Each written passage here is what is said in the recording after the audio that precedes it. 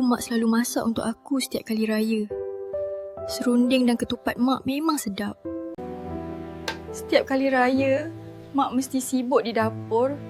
Aku hanya tengok dari jauh. Masakan mak tak pernah sama. Aku rindu sangat. Dah 3 tahun tak balik. Bukan tak rindu. Aku rindu nak kumpul dengan adik-beradik. Nak gelak tawa sama-sama. Walaupun aku rindu suasana rumah. Gelak bersama adik-beradik. Bau masakan mak. Semua kenangan ni takkan hilang dari hati aku. Rindu. Ya Allah, rindu sangat nak balik. Nak tengok kubur abah dan arwah adik. Hati ni sebab. Mak sihat. Alhamdulillah sihat. Mak okey je.